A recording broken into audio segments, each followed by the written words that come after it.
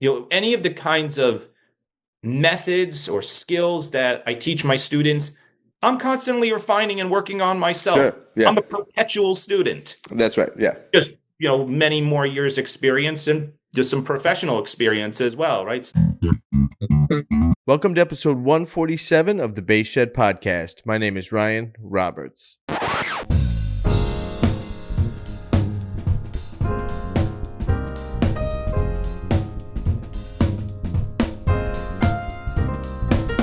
What's up, everybody? Welcome to the Bass Shed podcast. This is a show where we talk primarily with bass players about artistry, craft, and culture.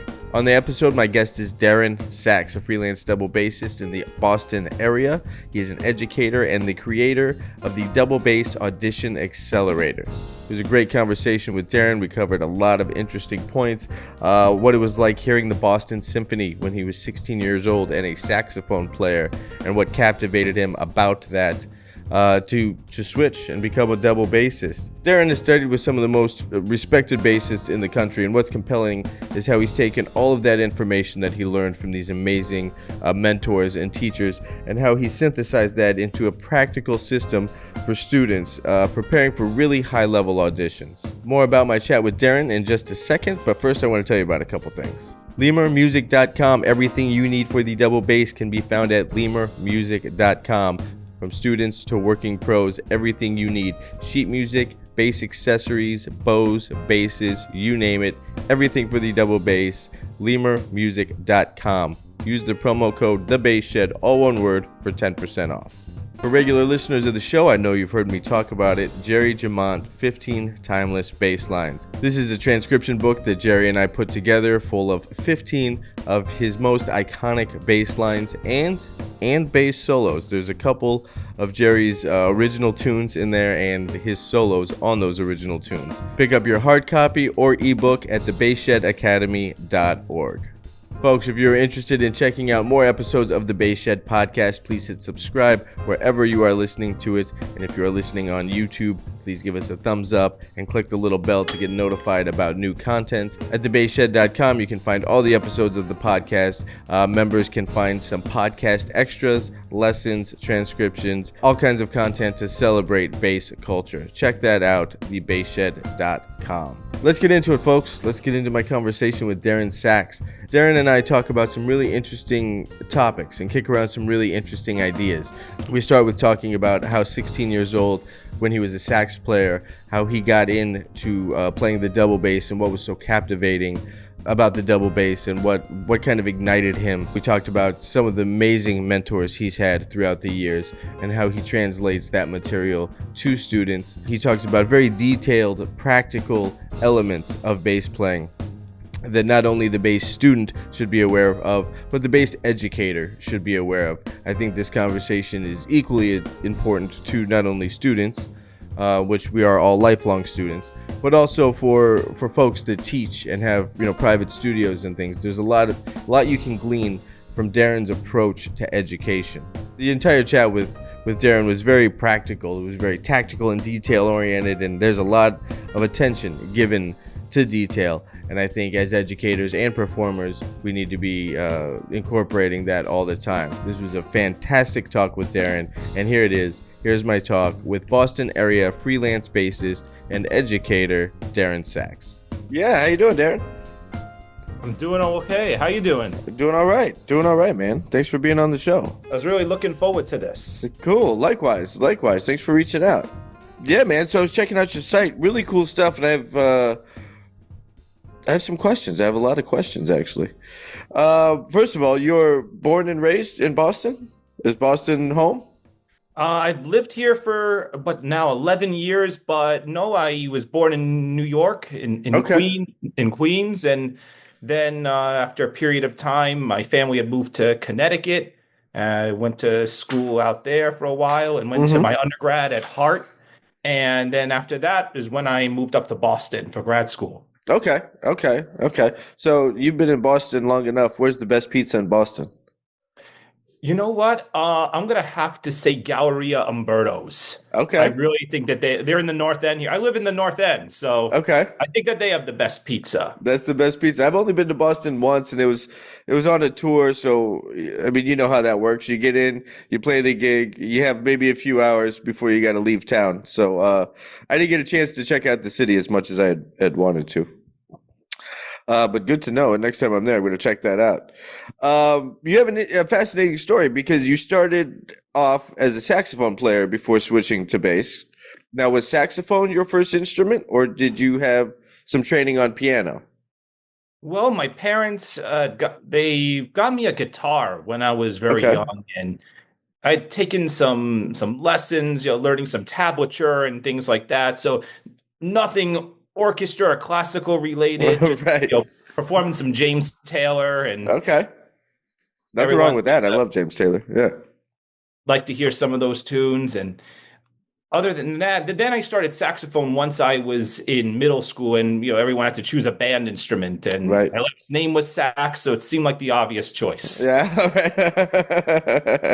And then so you get invited to this open rehearsal by the Boston Symphony, and you're captivated by the double bass. Walk me through that experience. What did that experience feel like at the time, and then what made you fully commit to being a double bassist?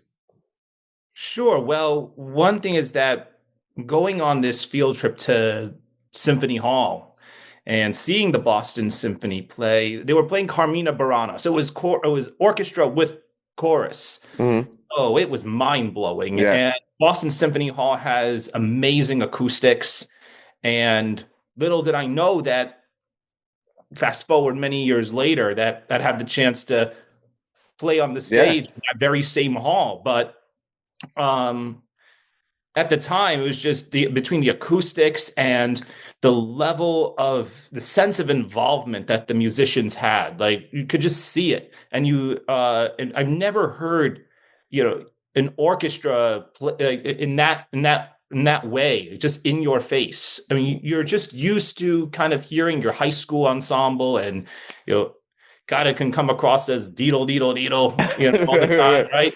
Right. But then when you hear something like this, it's not the same as listening to a classical music recording. Or it's more, the analogy is more like when you go to a movie theater and you hear the soundtrack, Mhm. and it just fills up the space, and to experience it in a live performance setting like that was just amazing. And then of course my high school had a bass on hand, so it wasn't like my Okay. parents had to rent it when I wanted to start. Okay. But what was it about the bass specifically out of that whole experience? What was it about the bass that makes you be like, yeah, those folks right there in the back. I want to be a part of that. For a very odd reason. Me being my adolescent self at 16, 17 years old, um, just seeing there was a one or two players in the bass section. And I'm thinking there's one that comes to my mind right now that I'm really thinking of. He has since retired from the Boston Symphony. His name was Jim Orleans. Mhm. And I remember just how intently, like, he would look on the stage when he was playing the instrument, and just the level of precision that was involved in it. And it makes sense because, like, later on, like when I got to hear his story, I didn't know that he was also a very impressive tennis player. So it's Hmm. like the way he approached the instrument was like a professional athlete almost, like Sure. just with incredible precision, a lot of intense focus. Yeah. And I think just seeing that level of engagement was quite intense for a young person like me. And um, it really resonated with me. Okay. And there was something about James Orleans' kind of personal conduct with his intent on stage that was kind of stuck out more than anyone else from the orchestra. That was the initial impression. Yeah. So, from that point, I actually had I went and emailed him and asked if I can come to Boston and play, and have a lesson with him. Mhm. And looking back, it's kind of embarrassing to think about this initially, because it's like I had only been playing the bass for a year at that point, and here I am reaching out to a section bass player from the Boston Symphony, Right, right, and right. he was very polite about it. Like he did allow me to come to Boston. I paid his lesson fee with Sure. some part-time cash that I made, and then from there. But he set the standard for me though of like That's what great. my future work would be like. Yeah, that's great. That's great. But then after shifting to the double bass, you accelerated pretty quickly. You won some scholarships, and like you're kind of like a fish in water, and you really got it going quick. What was that process like for you? Well, like I said, when you have somebody, like in that case, Jim Orleans was my first mentor when it came to orchestra playing, and it was I was a complete noob at the time, Mm-hmm. and I did take some private lessons from one of my local teachers, like going there and him not only being giving of his time for 90 minutes, teaching me everything about how like what's the standard expected at even my undergrad auditions, and working on even there was a crossover. He demonstrated one of my pieces that was supposed to be for all states, and hearing it that at that level is like, and rather than me trying to compare myself to classmates and peers, instead I had a professional model very Mm-hmm. at a, and then because I started late, it's like it was a very intentional decision. Like I independently chose the instrument. It Right. wasn't suggested to me. Right. So I wanted to learn the instrument from Yeah. the very beginning. Right. There's some personal involvement and personal commitment instead of, hey, we need a bass player. Why don't you go ahead and play bass? And it was dictated to you instead of like you had some initiative in it already. Exactly. Yeah. Yeah, that's killer. It's surprising and inspiring that a young musician has such a vision for what they want to do and how much they want to invest into something at that age. Um, did it feel like it was atypical at the time to be so kind of laser beam focused on one thing? Because that's not common for 16-year-olds. Well, you know what? I'll tell you that when I was that age, right? My particular school at the time had some really successful students, and like I in my like peer group, you might as well say, or in some of the classes I was taking, you had students just getting straight A's, full like APs, and Okay. valedictorian track, Yeah. and people doing a variety. And it wasn't even didn't even just stop there. They were in all different clubs and things like that, and um, National Honor Society. And so uh, I always wanted that for myself, but somehow I didn't have the attention span for it. Okay. And For like just so academics, like book classroom academics. yeah, I Yeah. would just somehow disengage and fall asleep in front of during lectures and things like that. I mean, I'm not sure some listeners out here are relating to this, but I do I think that that's kind of, sorry to interject. I think that that's common among artists in the sense of like, it's not that artists don't have the focus, but it has to be something that really excites us for us to put our time and attention into. Because if it just seems like knowledge that's unengaging for whatever reason, we're not going to do it just to do it.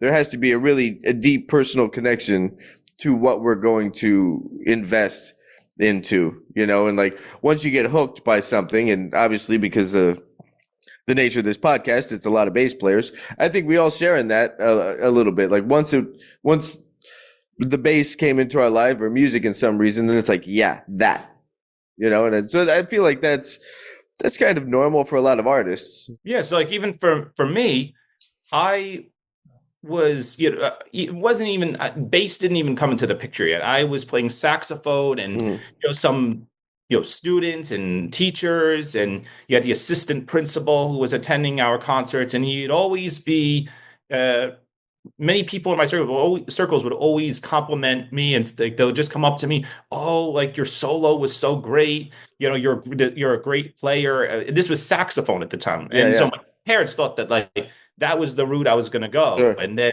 all of a sudden, Boston Symphony concert, and it just disrupts the whole thing, and I'm just like, I'm a seed again, like Yeah, yeah. when you just think that the plant has already started to grow, Sure. I'm back to a seed. Yeah. Right. And because of the fact that it was between getting a lot of social reinforcement from other people, and also just thinking that this was the thing that I was good at, which later I found that I've almost disproven this whole thing completely. Like, yeah, no, for real. Like, at this point, I hardly believe in innate talent anymore, because what happens with many of my students that come to me, Mhm. and where they start and where they end up. And I think a lot of it just has to do with systems, and of how we're approaching these things.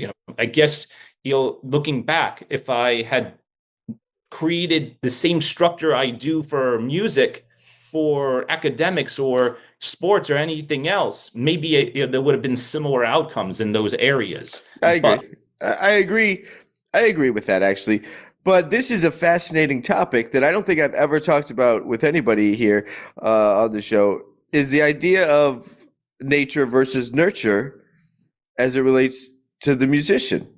Like that's a fascinating topic because I have come across musicians, and maybe we all have, that just seem to be able to pick up instruments and they're really, really good. And there's a natural affinity. And a lot of times those people are multi-instrumentalists and they can pick up anything, and within like a couple weeks they're killing on it. So there's something natural there. But then I do agree with the idea of that it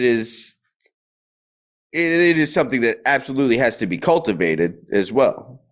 So what are your thoughts on the nature versus nurture idea across the board?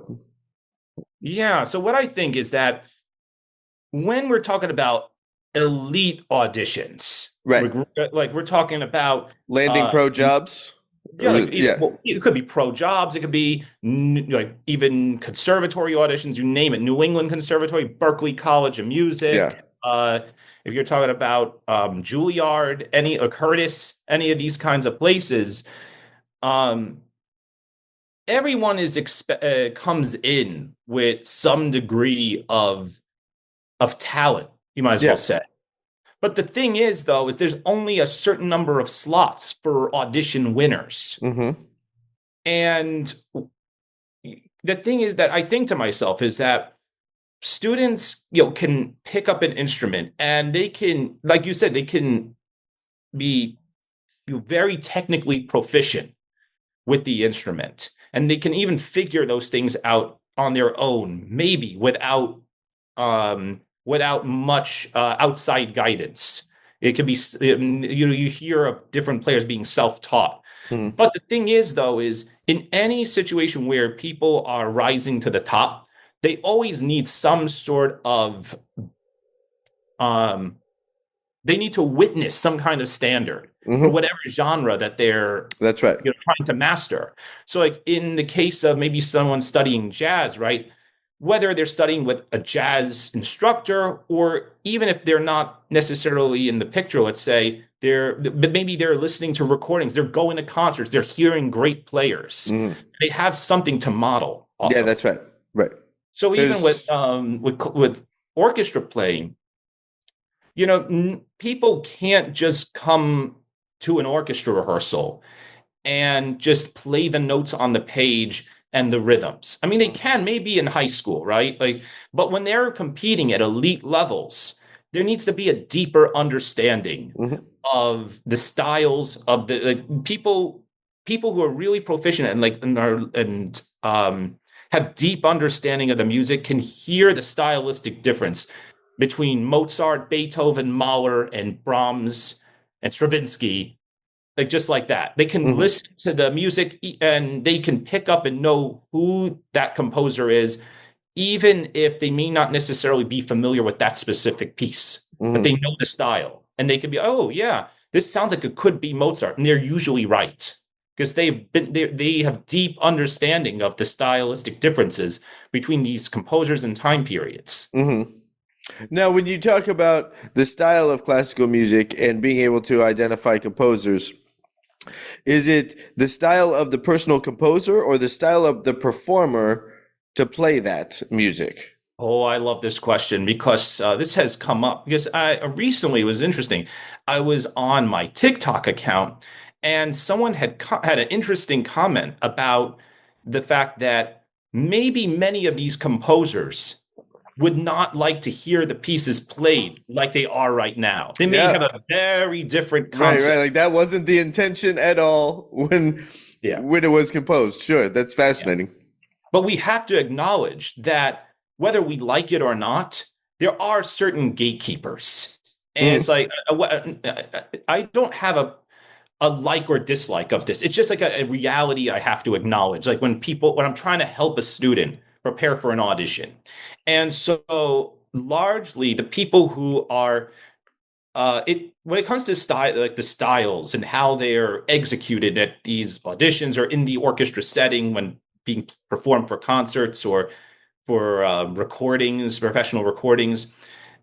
Generally, what I notice is that there's definitely a consensus among the professional community. So, like, let's say you're listening to Mozart being played by the Boston Symphony, and you're hearing Mozart played by the Berlin Philharmonic, and then maybe the Hong Kong Phil, but they all have a similar interpretation of it. There may be minor differences, but it's not an overhaul of certain stylistic trends that are within the professional community. So yeah, I don't know. We can't dig Mozart out of his grave and ask these questions, but certainly these composers have been played for quite a period of time, and traditions have been passed down, and they and then orchestras are playing in a similar manner to one another when performing these same pieces. So all I can do is go based on those trends. Sure. And I think another variable in this conversation specifically would be the conductor, and how they're pursuing the music and what they're getting out of the orchestra, and how they're directing the orchestra. So that's, a whole other layer to the whatever word I'm looking for. It's another variable to the whole thing. Yeah. Teaching and coaching young bass students to prepare for these auditions is a big part of your career and something you're really passionate about. How do you go about setting, if they're coming into they have an audition coming up. I have a couple students, one specifically I'm thinking of, that she's in the middle of doing a bunch of college auditions right now. And so I know it's kind of audition season. They come to you like maybe, I don't know, November, December. They want to start getting their thing together for the audition. How do you go about setting the standard for them to give them like, okay, if you're going to be playing an excerpt from this concerto or something, whatever you have to do for the audition, how do you go about setting that standard for like, this is what we're supposed to sound like? Do you give them recordings? Do you play it for them? Both? How do you set the bar for them before you start helping them reach the bar? I definitely want to say I absolutely agree with recordings and demonstrations, but what I'm also, and yes, that those things help them to find the ears for that standard that we're talking about. But what I'm also, as an instructor, I'm also looking at the students' current abilities. Sure. And I'm trying to, the perspective that I have may be very different from where the student might be coming from. So when they're going, what they think, let's say, is the way that the Brahms excerpt should be played, they might go and like start with, they may be completely in tune. So their intonation's fine. But what I'm really looking for is I'm trying to see if that player would be able to match everyone else in a section, in a theoretical section. Yeah. Like, can they blend in? And so, yeah, what that means is that I will look for whether or not they have a good sense of pulse, like whether their tempo is really solid and accurate, because that pertains to blending in with a theoretical section. Yeah. I'm looking to make sure that their rhythms are very precise. So oftentimes a lot of young students get caught up with notes and finding notes. Yeah. And then the rhythms are somewhat interpreted in the right direction, but it's not quite precise. So I'm thinking of things like dotted 8/16ths. That's a big one. Because sometimes students will turn them into something of a triplet figure, maybe an eighth with a 16th at the end. But that's not the same rhythm. And that kind of differentiate means everything. That's why I compare, learning music to learning a language. Because you can look at it academically. But the thing is that, like, for example, if someone's trying to learn Mandarin, let's say, they need to know like all those different tones because you can use the same consonant and vowel, but the tone that you use for it changes the full meaning of the word. And I'm not sure, what I see is that sometimes students who come to me for an initial lesson don't recognize that initially. They're just learning that for the first time, how important like an accent is, or how important that dynamic changes from piano to forte, and like, how much that needs to be exaggerated for it to come across to a committee, because details like that are part of the music. And if they're not executing on that, somebody else will. Right. And I think this is beautiful because you're not just talking about the technical craft of playing the bass or playing a piece of music, but you're speaking directly to the musicality of the piece and making sure that the musicality translates. And I think that is I love that, is making sure that you're teaching it musically, which is who knows? I don't know. I don't want to say equally. I don't want to say more than. That's what we're doing. Like, all of this is to communicate the music, not just play the bass. The bass is the tool to communicate the music. So I love that the focus is on the music, is what I'm trying to say.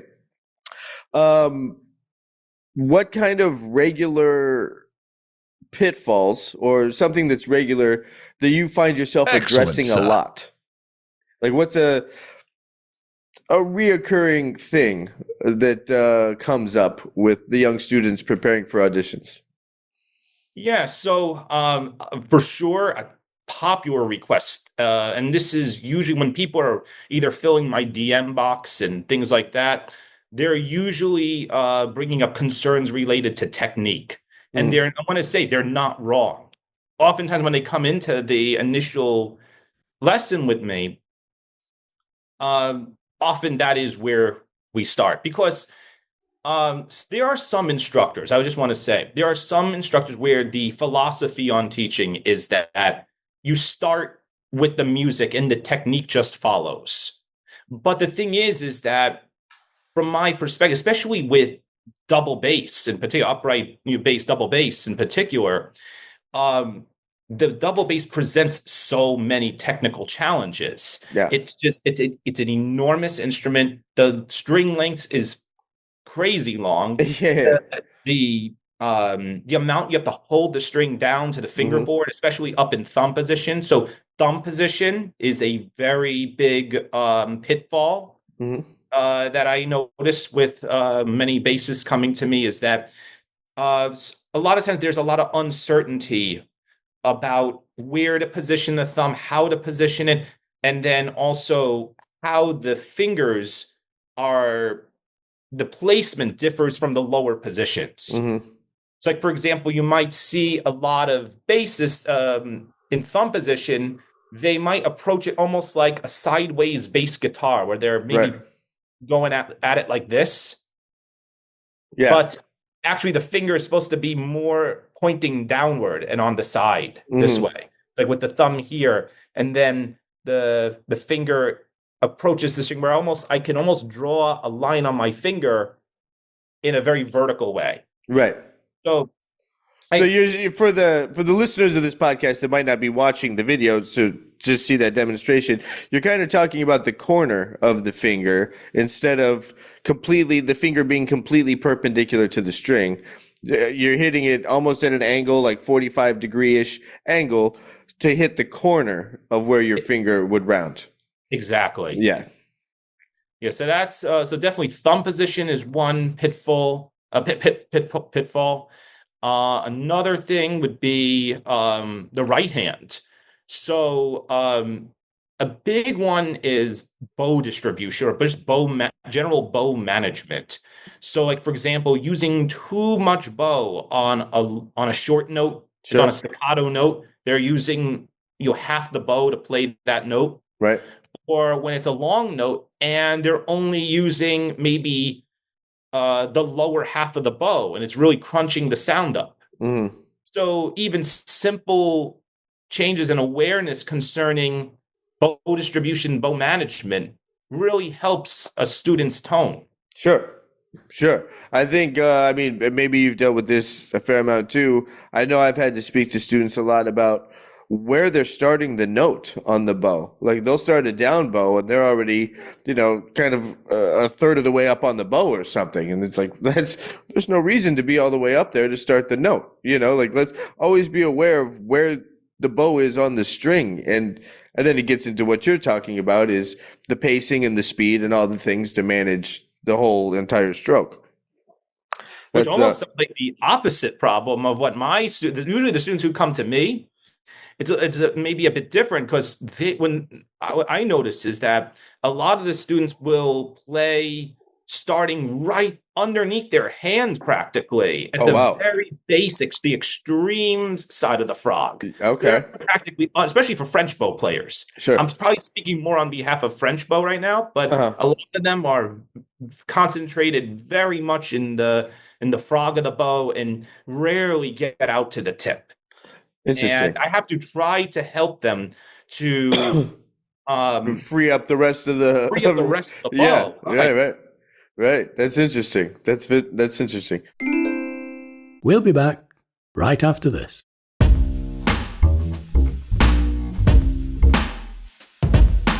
Folks, this bass, I got to keep telling you about this bass, the Woodshed bass, a vintage-inspired instrument with a modern voice, designed for players who care about feel, clarity, and musical context. Built to serve the song across a wide range of settings. Right, something that was really important to me when we were designing this bass is to have a lot of flexibility in the tone of a passive bass, and so we went with concentric knobs like Fender did from 1960 to 1962. That's one of the features on the bass. The bass has a lot of features built for the modern musicians, but with some vintage swagger. So check it out, folks. Check out the Woodshed bass at thebasshed.com/woodshed bass. All right, folks, another piece of gear I got to talk about is the Craft Geek Capsule Music Stand. The Craft Geek Capsule Music Stand is lightweight, collapsible, and designed for real-world use, whether that's practice, rehearsal, or the gig. Stop by thebasshed.com, check out the webpage dedicated to the Craft Geek Capsule Music Stand. Use the promo code SHED15 for 15% off. There will be a link in the show notes below. All right, if you are enjoying this episode, please make sure to hit subscribe wherever you are listening to the show, and stop by thebasshed.com for all kinds of bass content, lessons, transcriptions, deep dives on records. All kinds of goodies there, podcast extras, all kinds of goodies there at thebasshed.com. Excellent, sir. Talking about all these things and students that come to you for auditions or even private students you've had a lot of great students throughout your upbringing. Do you recommend that students get other perspectives from other teachers or instructors so that they can kind of build their own model about how they want to approach things? Absolutely, yes. Mm-hmm. And the reason why I say that is because of the fact, first, from my own experience. Yeah.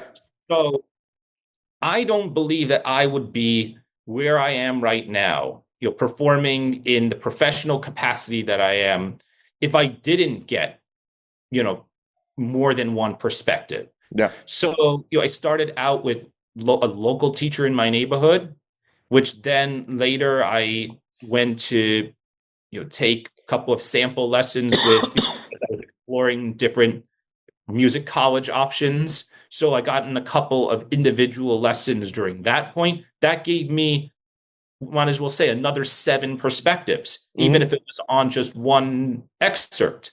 Right. Then after that, going to my undergrad, having, my principal teacher there for 4 years at Hart, and brilliant teacher, very well respected, bass professor there at the time. And but then, of course, I wanted to branch out of his niche, which was contemporary music. Mm-hmm. And so I wanted more specialized knowledge on orchestral playing, which is why I was taking monthly trips up to Boston to take private lessons with some of the BSO folks, Mm-hmm. Boston Symphony folks. Sure. So, whether it was full-time players or subs of the orchestra, each of those lessons turned out to be, maybe I learned, 2 more ideas about my Right. playing. Sometimes the advice would match one another. And well, that all that did was just provide more certainty Right. about a certain way of playing.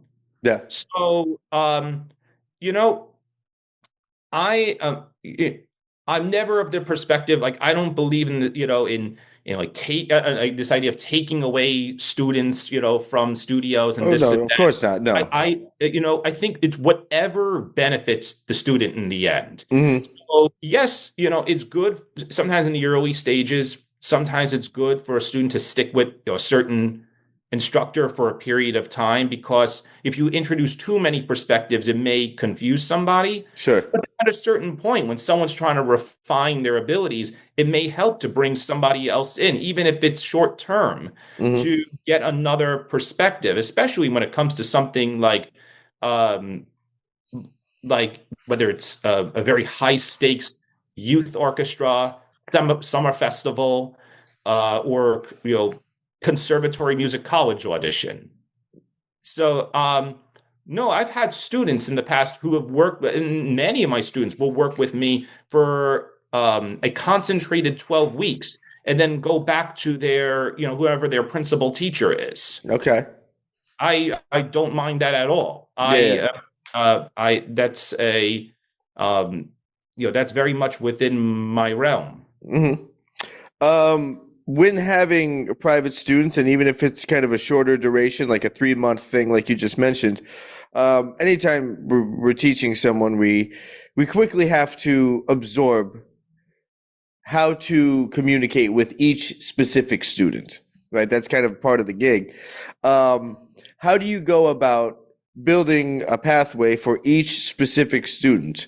The first thing I do is really assess a couple of things. First is I assess their, of course, current music ability. Mm-hmm. So their ability, this is, just simply put, their ability to play the instrument, what their level of musicianship is, like how, what level of musicality they're expressing through their playing already.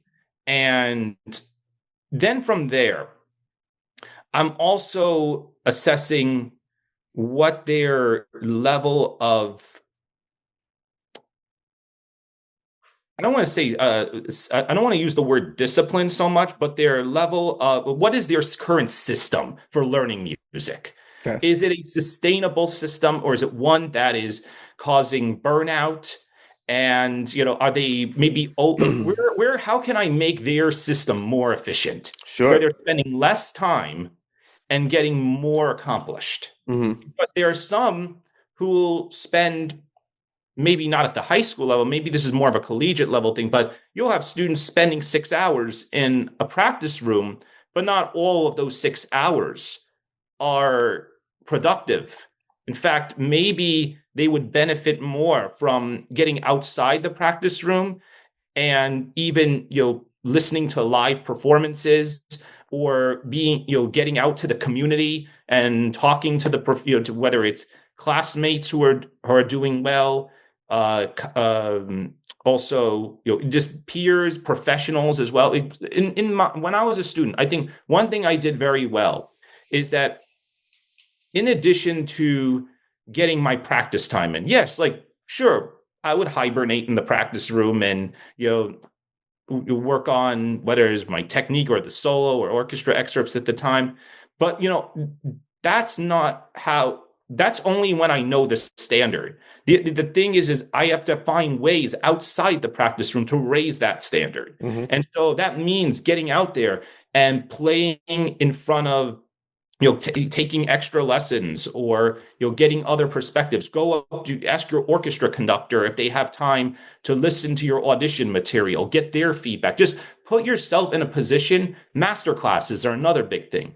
For the high school level, maybe that means attending summer festivals. That was one of my biggest regrets, is that I would take lessons, but then, a lot of, when I see my current students, like, they're all going to, whether it's Interlochen or BUTI and those kind, Tanglewood, those kind of organizations, and like, they're already learning from other, professional players, outside of just, they're in, one youth orchestra. So they're putting themselves in an environment where they're getting constant feedback. Sure.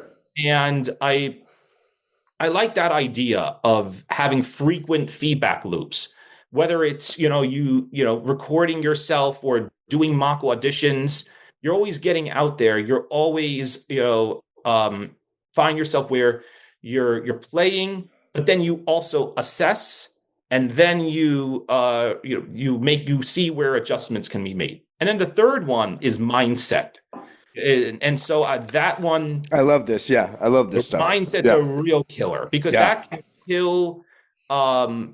That can kill systems, and it can kill musicianship, both at the same time. Yep. Because if you think that your abilities are limited, like, there's no way, like just somebody else is,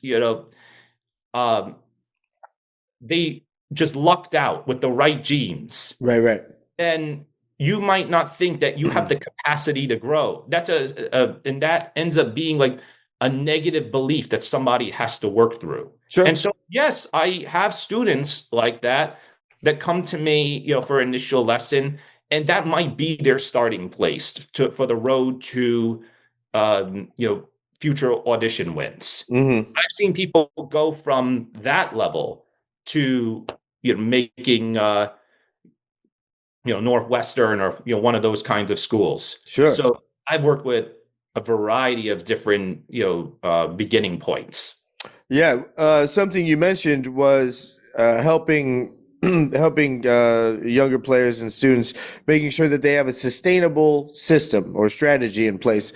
And I know you studied with Orrin O'Brien, and she has a very, a very meticulous way of scheduling practice time. If I remember correctly, she breaks it up into like 2 sections, and like it's very organized about how she speaks to organize your practice time to build a sustainable system. Do you incorporate Orrin's approach, or have you developed your own kind of strategy for a practice time outline? For me, because students are coming oftentimes with very specific goals. Mm-hmm. Right? So they have an audition, let's say, coming up in 3 months, or they have an audition coming up in 6 months. And so a lot of times, initially, when I'm working with someone, the goal is rather short term rather than long term initially. And so I do want to get them that initial win. Mm-hmm. And I think that becomes a catalyst for everything that comes afterward.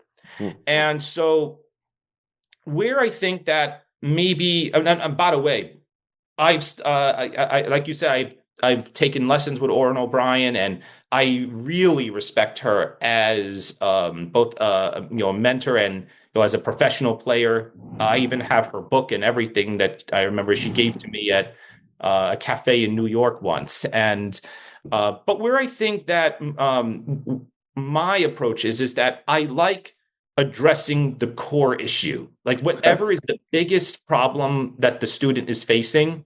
Say it's shifting, or say it's string crossings. Mm-hmm. Sometimes I spend 3/4 of the lesson addressing I want to help them get to the next level of that specific pain point. Right. Because not addressing foundational technique head on can oftentimes be very limiting for students who already have to learn, whatever audition repertoire that they have for their upcoming audition.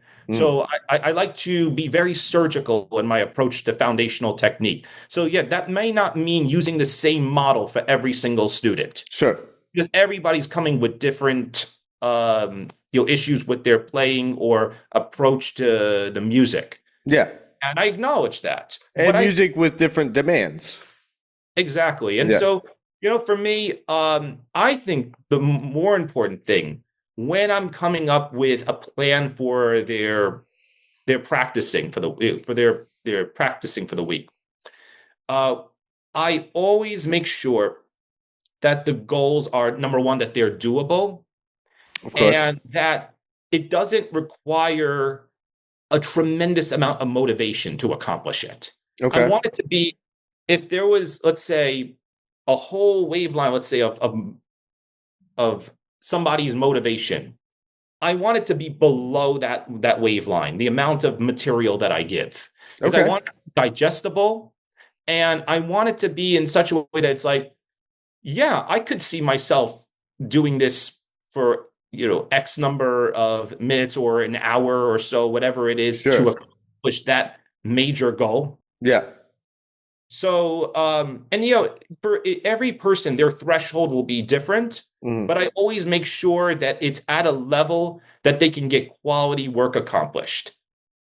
And now, how do you go about assessing where that threshold is in lesson 1? Because after lesson 1, when it gets into lesson 2 and 3, then you can understand what their track record is of how much time they've put in and what kind of progress they've turned out in a week. But when it's lesson 1 and you don't know what that threshold is, what do you prescribe on lesson 1? Something really light to test the waters? Let me give an example. So, like, for example, I had a student who came to me and they said that they were going to play the first movement of the Eccles Sonata. And so they started out, and they did one run through of the movement for me. And then I wanted them to focus on even just getting that initial B flat in tune that comes up right after the pickup D. So the downbeat B flat, it's their first thumb position note. And it wasn't in tune initially. So the first thing I do is I point out, like, by the way, that B flat was not in tune. And so first I see if they're by being aware of the issue that they correct it on their own. Sure. If they don't correct it on their own, I will offer, let's say, advice about it. Like, let's say, make sure to keep a greater distance or a smaller distance between the thumb and that finger. So now I'm aiding them and giving them instruction on how to find it. But then let's say that doesn't work. Then I start, let's say the tone is very crunchy. So then now we're moving into there's more of a fundamental issue going on with the right hand to address. See, like I'm getting down to the technique level. Sure. And so all of a sudden, this doesn't become an Eccles issue.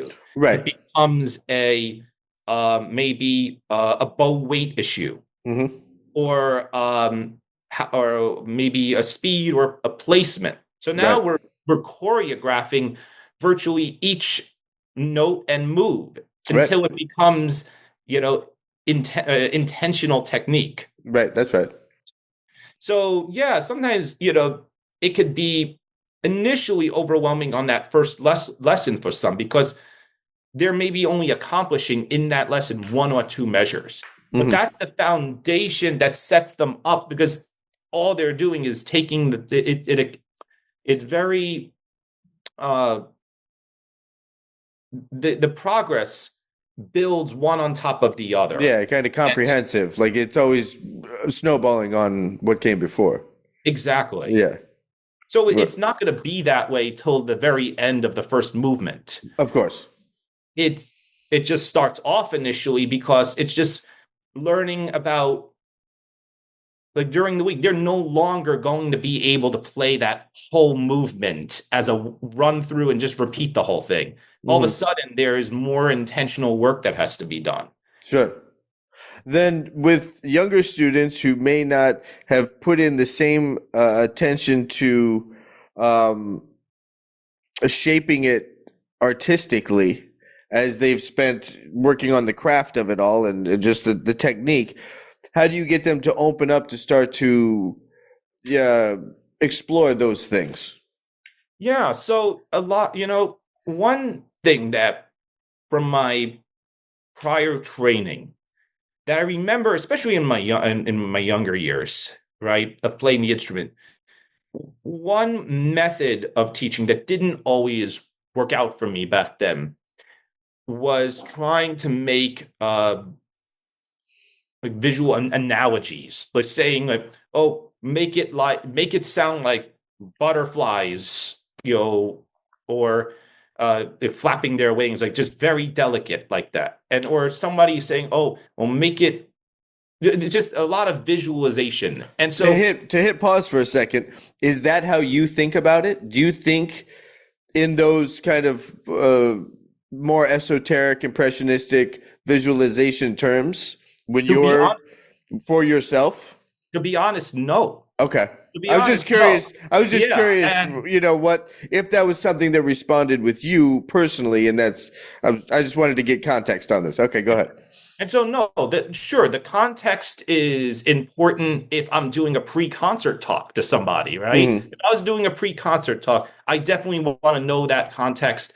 And sure, maybe, those things might, it might influence my interpretation of the music, but when it comes, still, there are specific techniques behind it. Yeah. And when somebody's just learning technique, it's more important to point out specifics to them.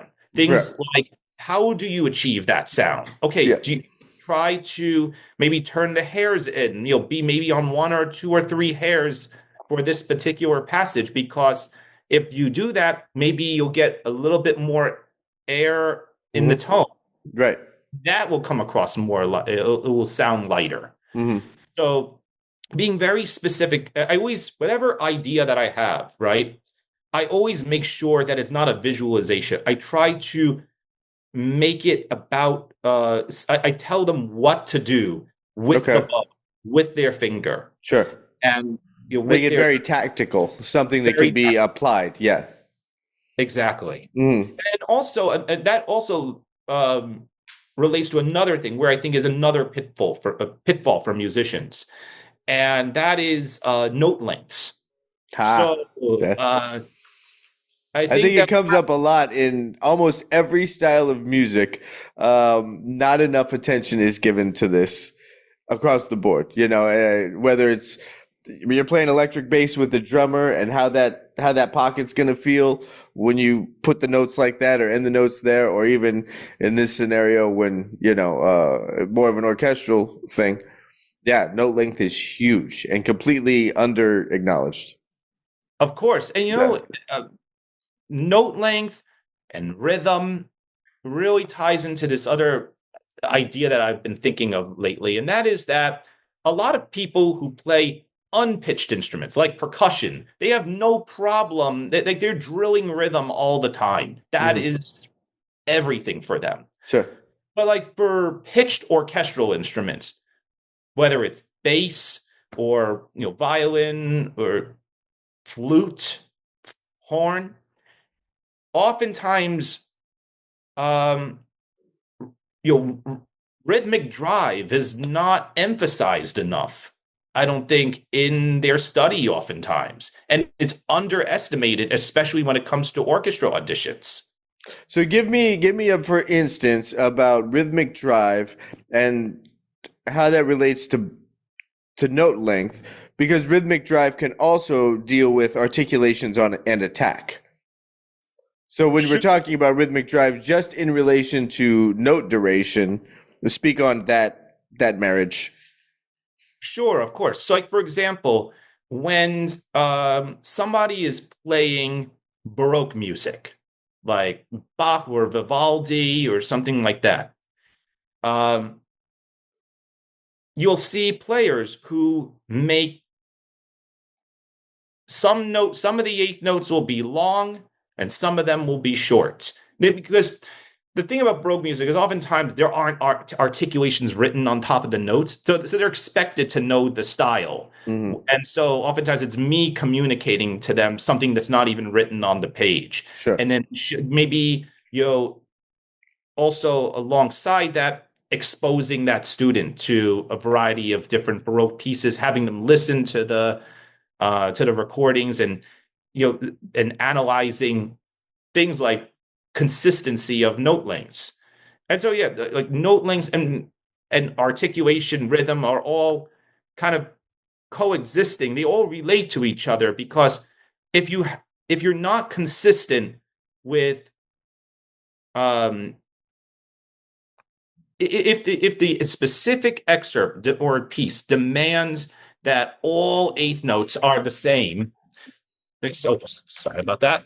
No, if a certain excerpt demands that all eighth notes are short, then if somebody is going and playing some short and some long, then sometimes what happens is it doesn't have it just doesn't it's not intentional enough sounding. Right. It's the pulse is going to suffer because it's not consistent. I mean, something that's always going to establish the pulse is regularity and repetition, and if the repetition is broken by something being longer or shorter than the other one, it's not consistent and, again, intentional. As the performer being the one who has to create that, it's intentionality. Intentionality, is that a word? But what you're saying, I agree. I think from as an instructor and as I'm seeing which students are succeeding at these auditions, I can't stress it enough how important it is for their repertoire to be rhythmically coherent to the adjudicators. That's all I'm going to say. Mm-hmm. I can't stress that enough. Mm-hmm. And that is where I think that's where the differentiating factor comes into play between getting waitlisted versus getting into the music college. Right. You think a lot of it is, I'm trying to put it all into one statement, but the rhythmic fortitude is needs to be prioritized more than it regularly is. It would kind of be like the topic sentence. Yeah. Because also the bass being, such a low-pitched instrument, many instruments that students are playing on, including maybe, let's just say my own or any, professional player, but compared to the violin, bass strings do not respond, quite as quickly. Of course, yeah. We have to be so cognizant of timing, and especially when we're playing with other instruments. We're playing in a section. We're not just playing in a section. We're playing with the rest of the orchestra. So I'm oftentimes telling my students to think of the greater context, like when we're listening to pieces or analyzing the score. And I say, hey, even if the conductor is conducting, let's say in 4 or whatever it is, you don't always have to look at the conductor. You can tune into this other instrument playing the same rhythm as you and lock in with that. Sure. Listening across the ensemble, yeah. Yes. Sure. And then, I mean, because it's all moving together. I remember talking to a youth orchestra not that long ago and using the analogy as a school of fish, like you're always moving together. What are some personal goals you're working on right now? For me, one thing is I definitely want to see more audition wins, from my students. I will always continue to put a lot of effort into, learning what the most competitive auditions, what it entails, and how the industry is evolving, and Hmm. how the expectations are changing. And then for me as a professional player, I would like to go back to auditioning again and try to see if I can score a full-time position. Hmm. Because you're freelance around the Boston area right now, correct? I freelance in Boston. Yeah, yeah. Yeah, and I mean, you just looks like you're staying pretty active. You're with the Cape Symphony, the Boston Philharmonic, the Boston Lyric Opera. What other orchestras are you playing with, or what other ensembles? Well, also the New Bedford Symphony. I also do a lot of union level performances over at Boston Symphony Hall or at the Wang Theater. These are Hmm. some like big theaters around Boston. And I get called for recently a lot of like video game soundtrack. Yeah, Or In LA, that's kind of a big scene. I know that's a big deal out here. I don't know how much of like the sessions are being cut in other places of the country or anything. I only know about LA, but I know that that's a big deal. Like those landing those a big gigs. deal. Yeah, yeah. And I'm not a gamer by any means, so I don't even know what the level of what games are anymore. But yeah, it's like legit work. Just playing on video game soundtracks. It's wild to Yeah. see these how these concerts fill up Symphony Hall, Wang Theater. These are Ticketmaster level Wow. concerts. So For the soundtrack to a video game? yes, Wow. That's nuts. Are you a gamer? Do you play games? Do you the video games? not these games, No. not these games. No. So I always, whenever I get these kind of performances, I always put it, on my Instagram stories and try to see if anyone's familiar with them. And then, I Hmm. always have people reaching out and be like, "Oh, I know that game. I played on this. The soundtrack's amazing on this. You should be so lucky to be playing this." And there's me like, "What is this?" Yeah, yeah, yeah. Music's Right. incredible though. Yeah. That's cool, man. That's cool. Now these being your personal goals for your career, have you applied the same treatment to yourself that you would a student of building yourself a specific strategy to make sure that these goals are met? And have you given yourself a timeline? Of course. Yeah. Um, I am constantly using the any of the kinds of methods or skills that I teach my students. I'm constantly refining and working on Sure. myself. Yeah. I'm a perpetual student. That's right. Yeah. Just many more years experience and just some professional experience as well, right? So Sure. that's the main difference. But in the end, I'm a lifelong student. Of course. And in terms of timelines, yeah, I would like to see myself get to all the different goals that I just mentioned earlier, maybe Hmm. within the next 10 years or so. I'd Okay. like to see it in the next decade. Okay. Okay. Nice. And that was something I was curious about when preparing for this talk and this interview. Is how has all your detailed approach to coaching for auditions? How has that shaped your performances, and how have your performance experience shaped your teaching approach? Well, the biggest thing that I learn from my students is their environments and Mm, just how much of this is not just a matter of being self-disciplined and self-motivated, but getting out there and building a community around yourself. And okay. you need to get out there. You have to talk to other people. You have to Hmm. be social, Yeah. and you have to be you know, you have to earn people's trust in your environment. That Okay. means being connecting with others. You can be helpful to them. You can also ask them questions, and maybe they can help you in. You never know who the next person you meet can be either your next mentor or the person who refers you to one of these gigs that I just mentioned. Mm-hmm. You never know, and just be cognizant of dedicating a certain amount of time to making yourself visible, getting out Sure. there, playing in front of people. Go ahead and you see that in your community that there's a professional, a principal player of the regional ensemble. Just send them a quick email. Take a lesson with them. Sure. Just constantly go out there and be in front of people and let people see you're playing. And some people are afraid to take that risk because they feel like their playing is not good enough. But they have to be open to the feedback that they receive. Because when people see that you take their feedback seriously, they take you more seriously. I feel like you have a very proactive approach to all of this, which I love. Do you find that you have to get younger musicians to open up to be that assertive and be proactive and really kind of take that kind of ownership, or do some people just have it more naturally? I feel like maybe it's a West Coast thing.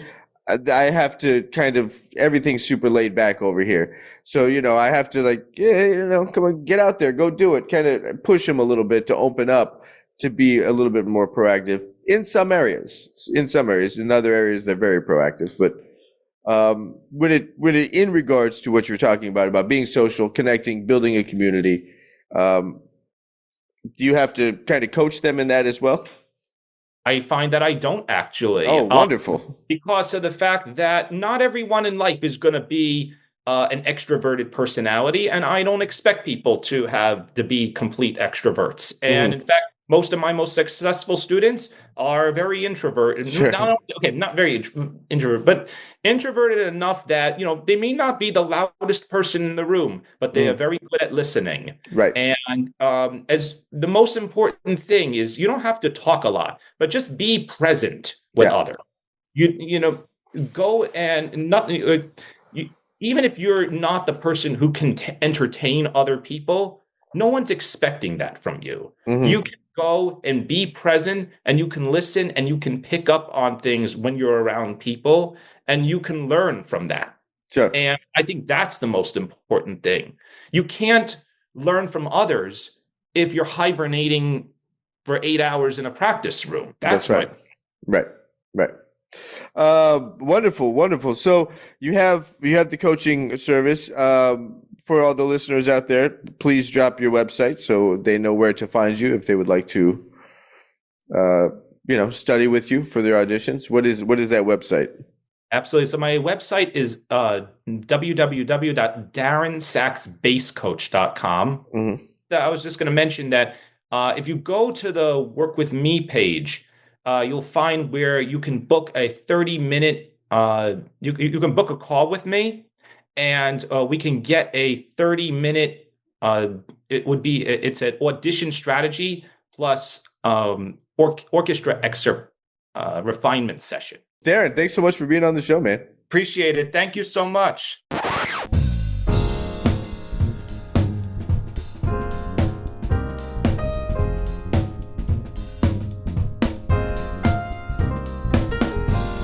Right. That was my talk with Darren Sacks. He had a lot of great things there, a lot of great mindset things to have for the educator and how to establish a good strategy with students. One thing that I really liked that he said was when he talked about establishing a standard.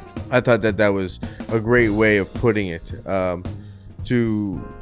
to put it in context, what it is that you're working on and what a goal is and should sound like, instead of just chasing this idea of like, well, is that it? Is that good enough? Is that, I kind of got it. Like, it's kind of up to tempo. but really establishing what that standard is going to be. Yeah, it was very, very well said. For folks checking this out, please drop in the comments below what some of your standards have been for your career and what the standard has been for you practicing your different material, whatever that might be. I'm curious to know from the bass community where you folks find this standard to continue to strive for. It's very fascinating to me. Big thanks to Darren for being on the show, and look forward to having him back on. That's about all I got for this one, folks. That's about all I got. I'll catch you on the next one in a minute.